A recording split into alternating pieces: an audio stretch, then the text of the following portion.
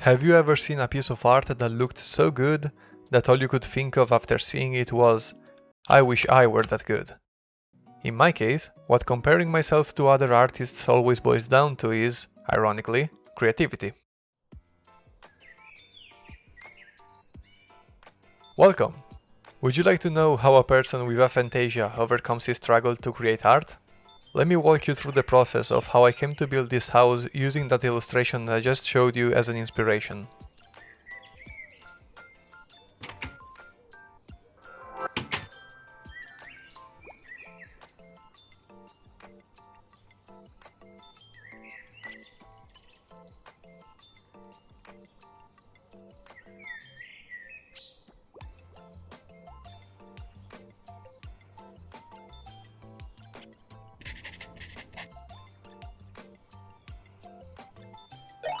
So, here we are in the lab world. Here there's no pretty landscapes to distract us from the core of the problem, imagination.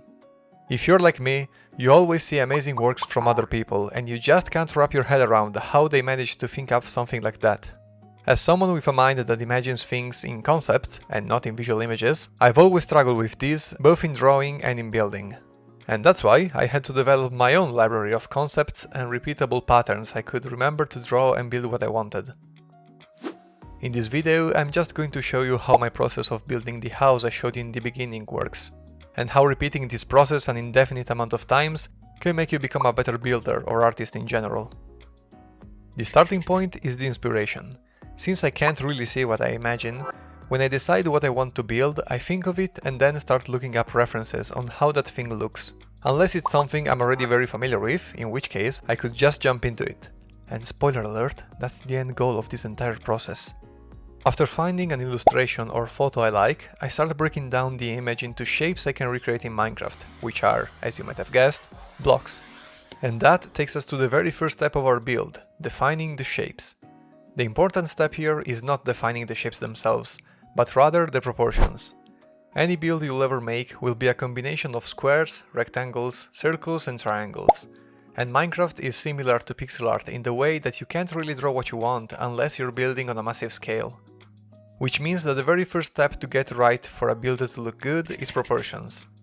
That means taking a good look at the illustration or photo you picked and defining how each piece relates to each other. Notice how the second floor of this house is slightly off from the first one, or how the patio of the first floor goes out further than the one on the second floor, but the pole holding them up is completely straight. And what about the distance between this beam and the roof, and the same beam and the floor? Or the width of the house compared to its length and its height. To get the proportions right, you have to look at how every piece fits together with the other ones, and that means taking a step back to look at the whole picture many different times. This will help you not get tunnel visioned on a single detail, and it's also the reason we start by building the skeleton of the shapes and not the entire building itself.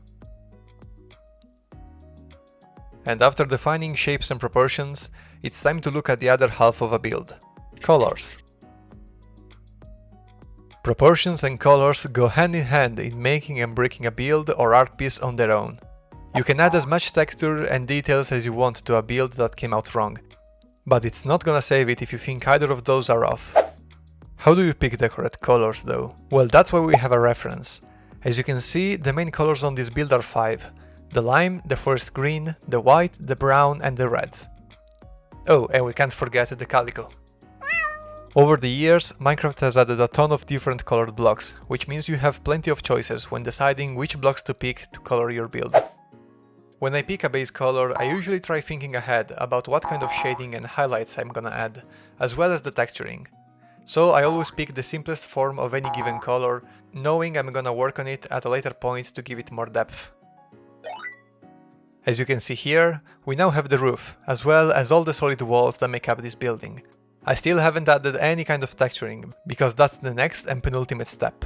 At this stage, we're just supposed to realize if anything about the proportions is wrong, and it also allows us to experiment with which blocks we want to use as colors. And now we can finally start the second to last step, texturing. This step could be combined with detailing, but I prefer doing them one at a time to make sure I'm not overcrowding or undercooking certain areas. the entire build should look at least decent without any details, although that step is really gonna add life to the entire build. When texturing, you have to do a similar job as with coloring, because it's basically shading and creating depth by using blocks with different colors and textures. Here, the main thing you'll notice is how the walls appear less boring when mixing different kinds of lime blocks, and the roof looks dated and interesting when adding copper and warped wood to imitate stains. I particularly like how birch gates and fences looks next to the pale ones to create a similar look of being old and dated as we did with the roof. The core idea here is to create depth and detail without adding anything to the main structure, like a second coat of coloring. And now onto the final step, detailing.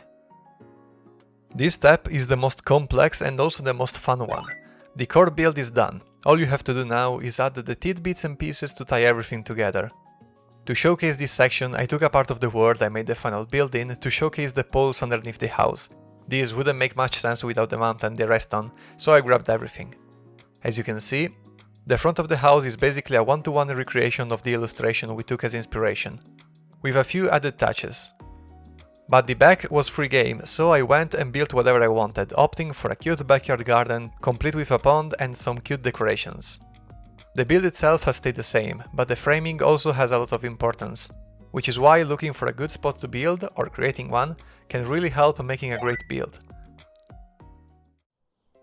So, that's all I wanted to talk about for this specific build. Let me know if you'd like to see a similar video concept but for drawing, since most of the skills I talked about today can apply for that as well, although in practice you have to take a different approach. And to close things off, building with aphantasia is not impossible. You don't need imagination to build something beautiful, even if it means taking inspiration from somewhere else. And as I mentioned earlier, if you do this enough, eventually you'll build up a sort of muscle memory when building. You'll develop your own style and create patterns of stuff that you can build again in a different way. And that's how you get past not being able to imagine what you want to build, but being able to remember. I hope you enjoyed this video. If you did, leave a like, a comment and subscribe, and I'll see you in the next one. See ya.